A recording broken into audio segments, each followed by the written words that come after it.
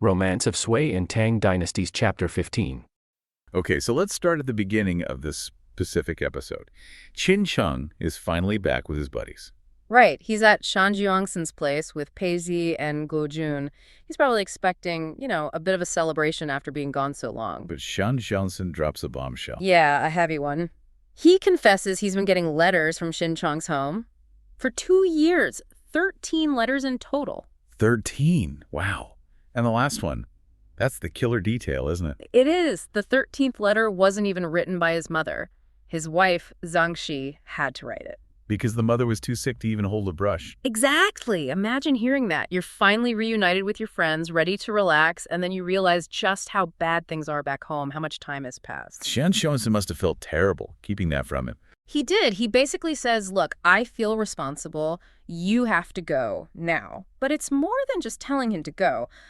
Loyalty here becomes, practical. Right, because Xinqiang needs a horse, a fast one. His old one is no good. And Shan Jiangson, he'd already thought of this years ago, actually, which tells you something about their friendship, but also, like you said earlier, about the times they lived in. Yeah, what happened to his original horse?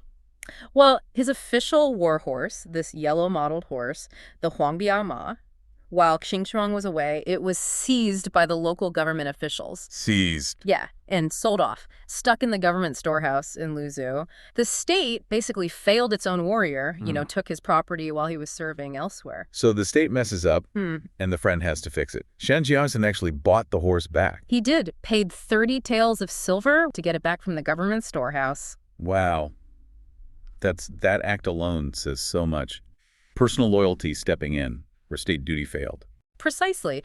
And Shan Jiangson didn't even ride the horse much. He kept it nearby because, the text says, seeing the horse reminded him of Qingqing. Seeing the object makes you think of the person. That's quite moving. And then there's this almost mystical detail. The day before Qingqiang actually arrives back at Shan Jiangx's place, the horse apparently sensed it. Sensed it? How? It started acting up, crying out and kicking. The text says it was like it was trying to speak, like it knew its true master was close. This animal remembered its loyalty, even when the bureaucracy forgot. Incredible. So Shan reveals the news, gives him this amazing, almost prophetic horse. Right, and Xinjiang even puts the saddle on it that Shan Jiangson had custom made for it years before. And then he's just gone. No time for farewell drinks or anything. The race home is on. Instantly. The description of his ride is just epic. It says he rode like chasing lightning and pursuing wind, no stopping, no resting, total focus. And the distance covered. It sounds frankly impossible, 1,300 level. Yeah, that's about 650 kilometers, give or take, arriving in Jizu, his home area, by noon the next day. It's beyond belief. Averaging nearly 40 kilometers an hour, non-stop for maybe 16, 18 hours. It's like something out of a myth. It emphasizes the sheer force of that filial duty driving him. It's superhuman, defying logistics, defying everything. But then when he finally gets there, to his hometown, he changes pace. He does. After that frantic ride, he reaches the city walls and suddenly slows right down, gets off the horse. Well, the text says he pulls his hat down to cover his face and walks the rest of the way. Maybe after 3 years, he didn't want to be immediately mobbed or recognized. Or maybe he just needed a moment to himself to brace for what he might find inside. Yeah, that makes sense. The calm before the storm, he goes to the back door of his own house. Knocks quietly, goes inside. And the scene is just heart-wrenching. His mother is facing the wall. The description is brutal. She's like dry firewood, barely breathing, just a thread of floating breath. He whispers to her, calls out, and she hears his voice, but she can't believe it's really him. Not alive anyway. She thinks he's, a ghost? Yeah. She says something like, my son's soul has returned from 1,000 li away to see me. She assumes he must have died far from home. That's devastating. Thinking your son's dead, but still hearing his voice. But then the realization hits her. He is alive. He's actually there. And the shock, the relief, it's like a physical cure. A cure? How? The text says her illness was instantly cured by half, just like that. She finds the strength to sit up, grab his arm, things she absolutely couldn't do moments before. The power of that reunion, it's almost medicinal. Wow. But even then, in that incredible moment, she's still focused on duty, isn't she? Absolutely. Before he can even properly greet her, she tells him he must first kneel and thank his wife, Zhang Shi. Thank his wife first. Because, the mother says, without Zhang Shi's constant care and piety, I would have died long ago. It's this explicit recognition of the daughter-in-law's crucial role in upholding the family and fulfilling that duty when the son couldn't be there. So the wife's loyalty kept the mother alive, the friend's loyalty got the son home. It's all interconnected. Exactly. And the mother recovering, even partially, means Qiong is, for that moment, free from that immediate life-or-death filial obligation. He's fulfilled the urgent part. A moment of grace, bought by friendship and maintained by his wife. Which almost immediately clears the way for the next duty to come crashing in. Right. He doesn't get much time to savor this reunion, does he? Not at all. He exchanges gifts, greets some local friends, gets his papers in order, and reports straight to the governor's office in Jizu. Duty calls again. And who's the new boss? Governor Lai Gong. He holds a pretty senior title, Governor of Shandong Grand Administration, Duke of Huang County. A big deal. And Qiong makes quite an impression, I gather. Oh, yeah. The description is very heroic. He's 8 feet tall, carries these distinctive 2 gold-decorated maces, and when he speaks, his voice apparently booms like spring thunder bursting from a tooth gap. He looks the part of a great warrior. Sounds intimidating. Definitely memorable. But Lai Gong, despite being impressed, seems committed to meritocracy. He doesn't just give Qingshang a high rank based on looks. No. What does he offer him? A pretty low-level position, actually. Keep high. Basically, a banner guard. Standard security detail. Huh. So testing him out, seeing if he'll work his way up. Seems like it. Lai Gong promises promotion based on service, and Qinxiang accepts it, serves quietly for 3 months. Just doing his job as a guard. But then things change. They do.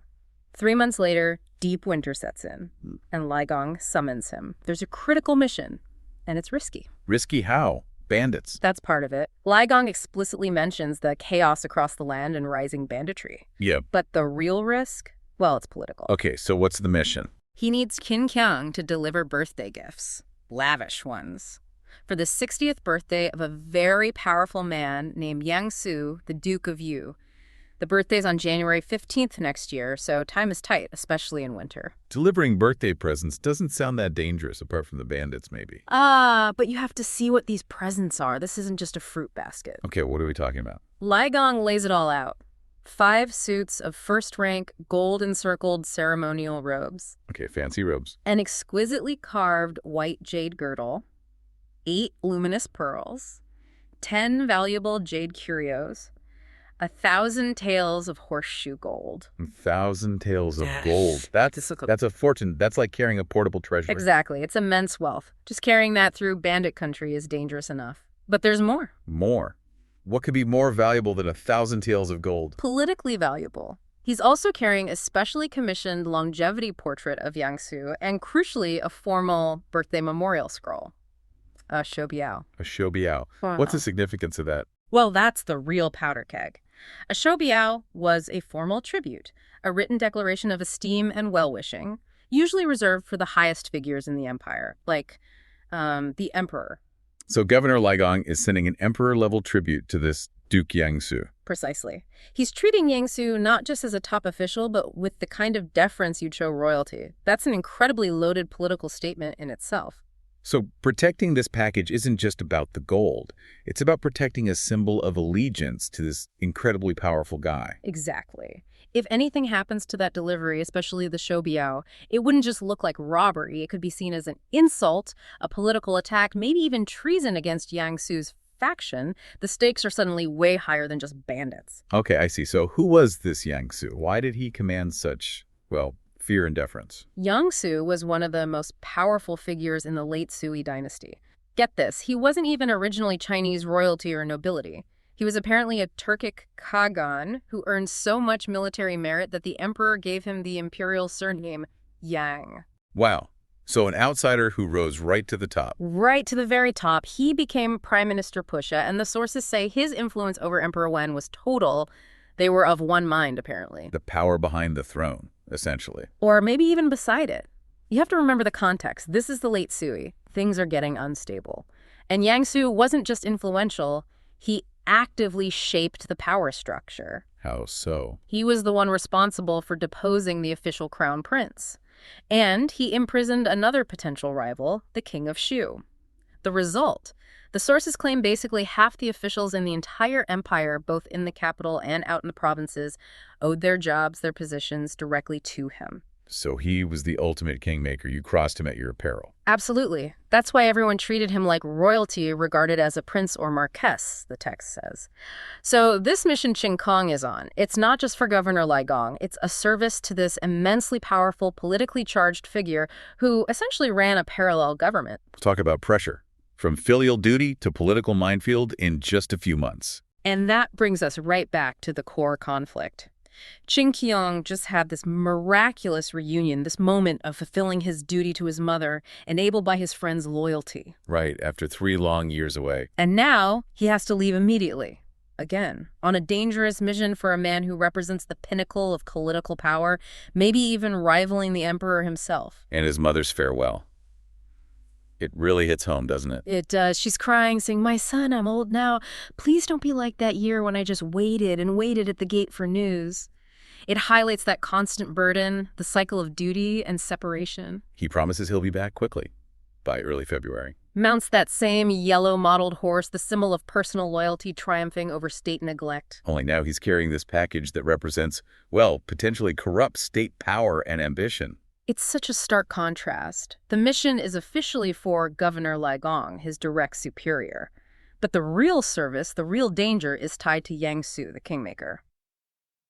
As they get near Huazhu, Guang County, Qin looks at the mountains and thinks, okay, this looks bad. Extremely treacherous, the text says. Right. He actually tells his 2 servants to slow down, and he takes the lead himself.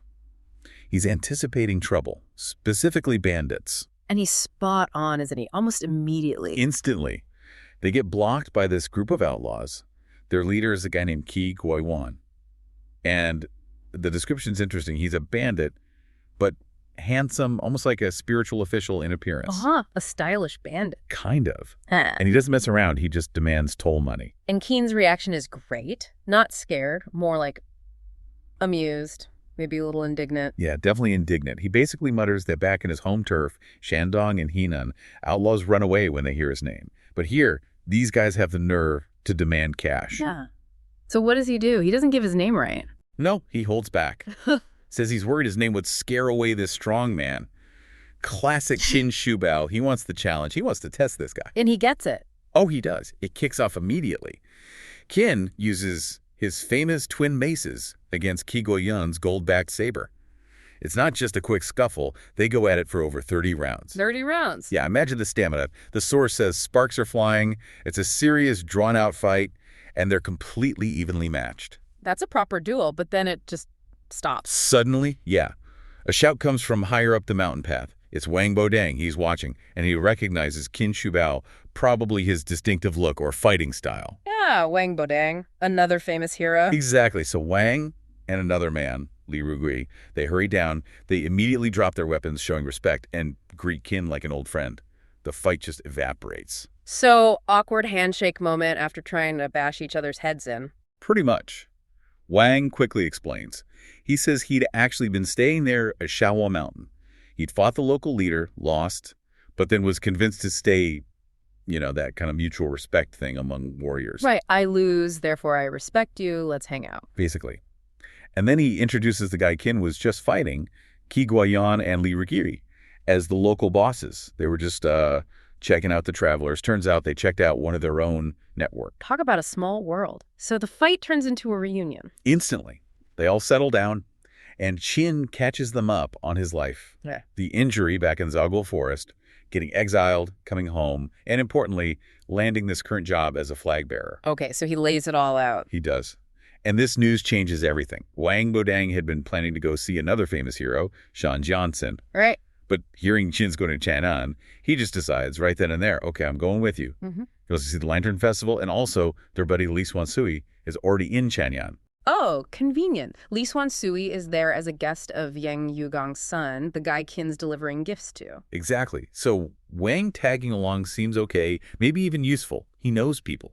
But then Qi Guoyuan and Li Rugui get all excited. Hey, can we come too? And the text is very clear. Qin Shubao feels instant internal panic. Okay, this is the core problem, isn't it? The clash between Yiki, the Brotherhood, and Gonggan, his official duties. Why the panic? Why are Qi and Li different from Wang? It's about Qin's risk assessment. He sees Wang Bodang as, well, acceptable, The source calls him Sven Ren, cultured. It means he gets how the official world works. He knows the etiquette, how to behave, how not to cause a scene in the capital. He can blend in, basically. Right. But Qiong Li, the source calls them Engmiele, rough and reckless. These are Greenwood guys. They live by force, freedom, and they kind of look down on the official world Qiong has to operate in. And Qin knows they'll just explode in Chamg'an. That's his fear. They'll get into a brawl, insult someone important, maybe even pull some bandit stunt out of habit. And it'll all come back on him, the official envoy. It could ruin the mission, his career, maybe even cost him his head. Oof. Okay, but he can't just say, sorry guys, you're too rough for the city. Absolutely not. That's a massive insult in their world, a violation of brotherhood. So he has to be diplomatic. He tries to talk them out of it with, let's call it a strategic excuse. Okay, what's the excuse? He plays the long game. He tells them, look, the Sui dynasty is falling apart. Shawa Mountain here. This is prime real estate. You should stay, build it up, make it a base for when things really get chaotic, or at least a safe place to retire. Clever. Appeal to their ambition. Yeah, he frames going to Chang for the festival as just child's play. A waste of their valuable time when they could be carving out a territory. Does it work? Not really. Rugi sees right through it. He gets offended. He basically says, hey, don't underestimate us. We only became outlaws because of corrupt officials, not because we planned to be bandits forever. Ouch! He's calling Qin out. He is. He implies Qin thinks they're just going to embarrass him and ruin his official gig. And that puts Qin in a terrible spot. Completely. It's an ethical checkmate. If Qin argues, he breaks the brotherhood bond right there. So he has to back down. He swallows his panic and says, reluctantly, okay, if you're suspicious, then fine. Let's all go together. Wow. Total surrender to Yi Qi. Total surrender. So they immediately get ready. They gather 20 tough guys, retainers of Qiong Li, and Qin makes his original 2 servants swear absolute secrecy about who these new travel companions really are. So now his small official mission has turned into what? Him escorting a band of 23 outlaws towards the capital? Pretty much. And think about the timing now. It's only December 15th. His deadline isn't until January 15th. He's got a whole month. A month early with these guys. Exactly. A whole month to somehow keep these volatile individuals under control on the road before they even get to Chang. The anxiety must be immense. And the risk isn't just some vague future problem. It's immediate, right? What's he worried they'll do now? He's worried about their wild nature, as the text puts it. He fears they might just casually, fire off a trick arrow and snatch travelers' baggage right there on the main road. Just out of habit or boredom? Probably. And one act like that, witnessed on an official highway while he's escorting them, it's instant disaster. Mission over, career over, possibly life over. So he needs to stall. He needs to keep them contained off the main road, but without making them feel contained. Precisely. And then about 60 miles, maybe 20 miles or so outside Chamg'an, they spot this large temple. It looks newly renovated in parts. And Qin gets an idea, a strategic detour. Okay, what's the plan? She suggests they stop there, borrow some rooms from the monks, stay for a while. But why would Qiong Li agree to stop short of the fun in Chamg'an? He needs another excuse, doesn't he? Oh yeah, a better one this time. He starts with the practical stuff. City inns are expensive, crowded, plausible, but then he hits them where they live. He sells the temple stay by highlighting the freedom it offers. He tells them, look, in the city you'll be cramped, watched. But here, at this temple, big open grounds, you can run your horses, shoot arrows, dance swords, and swing spears without restraint or restriction. Ah, he's framing the delay as more freedom, not less. That's smart. Brilliant diplomacy, really. Appealing directly to their martial, unrestricted nature. And they go for it. They buy it completely. So the whole group heads to the temple. But when they arrive, the scene is odd. It's clearly a temple, but parts look brand new, like a golden vase on the roof, while other parts seem unfinished, still under construction. A bit strange. A mix of sacred and something else. Something else entirely. Because when they step into the courtyard, what they see stops them cold. It completely undermines Qin's plan for a quiet, secluded layover. What do they see? It's an official setup. A young man, dressed in a purple robe that's a high-status color sitting under a yellow silk umbrella, another sign of rank, on an elevated official seat, a gongzua. Whoa, in a temple courtyard. Right. And next to him are uniformed servants, looking very disciplined, not monks. And then, laid out for everyone to see, are 2 huge tiger head placards painted in red alongside various Tinju. Torture instruments. Torture instruments displayed publicly. Oh, boy. So much for a quiet place to practice archery. Exactly. This isn't a retreat. It looks like some kind of field court or military tribunal. They've walked right out of the frying pan of the open road and into the fire of the official power structure they despise. And Chin and his buddies, who are trying desperately to keep their outlaw identities hidden. They just freeze. Yeah. They have no idea who this official is, what's going on, and whether stepping further into this courtyard is a spectacularly bad idea.